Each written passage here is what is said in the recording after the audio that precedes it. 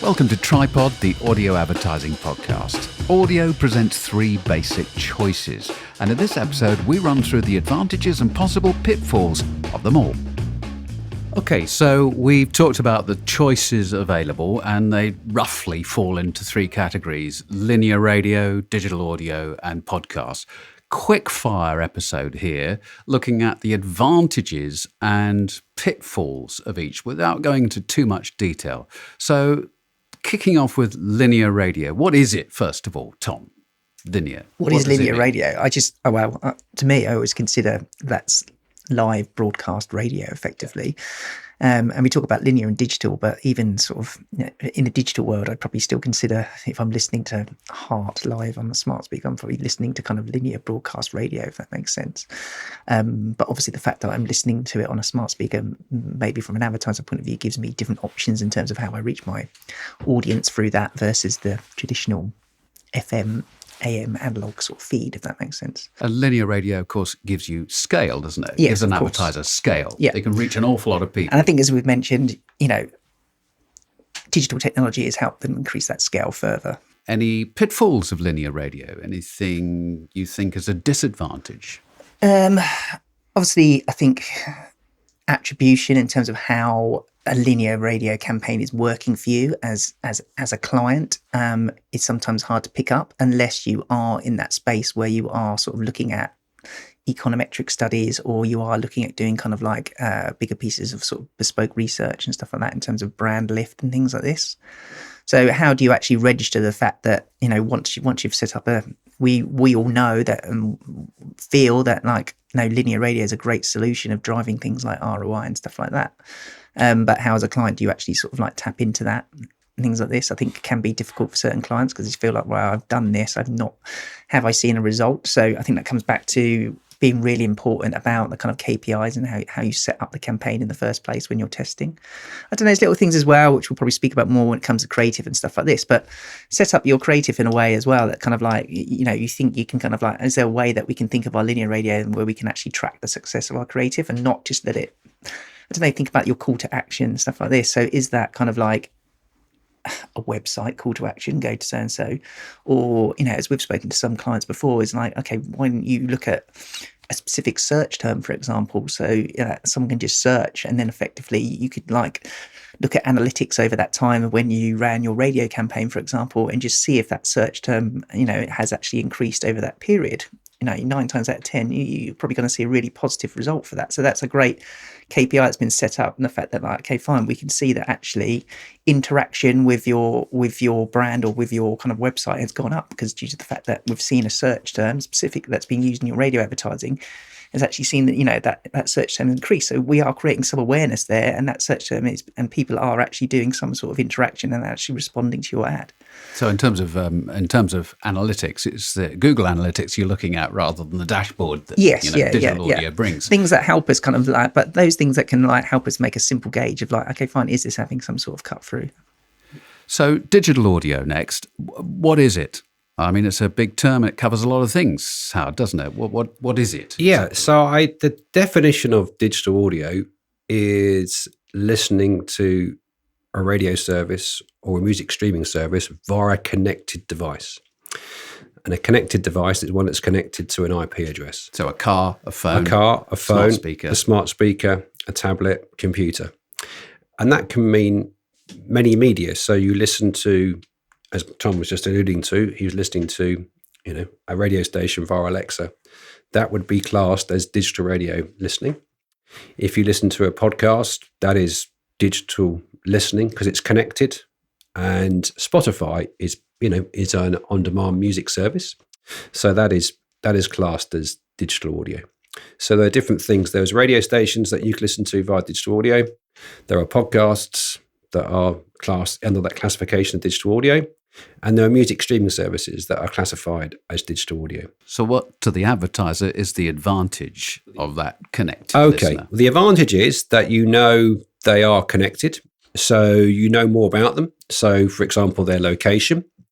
You may know from other data or first-party data, what they read, where they went on holiday last year, what they're searching on the internet. So you know more about their interests and behaviours. It means you can target them more efficiently from geo postcode to regions. You can separate their ages and their interests. So you can target them more. And also there are more ways of, tracking attribution. So therefore there's the pixel tracking is the most common, I guess, where a pixel would go on the audio creative and a pixel would sit on the advertiser's website. And those two would talk to each other. So you knew if you heard an ad or ad on a podcast or on a connected device, and they then reached out to the advertiser website or taking the instruction that the advertiser would like them to do, you know where they've come from. It also allows now, I guess, with rise of technology, a sort of two-way communication. People may have, listen to Alexa. There are Ask Alexa for more information campaigns. So that is, again, knowing that the listener has heard the ad and there's been a call to action to ask Alexa to give them more information. So whether that is to request a brochure, book a test drive, learn more about the product. So you know that those people have responded via that communication. So I guess the main advantage is that it's giving you more attribution and you can be more targeted. So therefore, broadcast radio is a bigger budget, I guess, in some instances, where with digital audio, you can, be targeted. I want to target men 25 to 54 that live in London, bought a car or second-hand car in the last 12 months or a high propensity to go on holiday. So you can do that start of targeting and you get more data back, interactions, and you get more data, I guess, mid-campaign, you get more data back. So that's the advantage, I would say, of digital audio. Well, it sounds like nirvana for the advertiser, but are there any pitfalls? I guess the pitfall would be audience size. I mean, less than linear. Yeah, in terms of the the universal population that you want to target. I mean, just because you can do it doesn't mean you should do it in that sense, in terms of targeting those small audiences. I would also say about the creative. So listenership can be different for digital audio. The majority of listenership is probably via headphones or earpieces. So particularly in podcasts, where it's 85 to 90% is, and there are people listening on their own. So, but you still have a lot of people that are putting a radio ad, which has to work harder because it's in a different environment. And therefore it's a bit more shouting, it's a bit more in your face, but you know what I mean, in your ears a bit too loudly.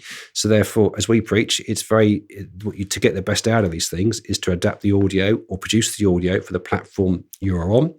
And I think some advertisers that are maybe doing multi-audio campaigns fear that that's going to be massively expensive. Well, as we know, if you've got the techniques and the right approach, it isn't to produce different audio for different platforms. And it's just so important, and it is best practice. But, there are lots of advertisers that don't follow that for various reasons. But I guess the pitfall, the pitfall is that you can be too targeted. And also, I guess in some respects, it depends on the current awareness of a brand as well, because if it hasn't got a high awareness, you're talking to, what is the brand about? Whereas that live radio, I guess, or broadcast radio gives you a sense of scale, gives you a sense of environment and again, trust, I guess. But yeah, digital audio it's been a revelation, I think, in some respects for a lot of businesses, a lot of advertisers, and it works well.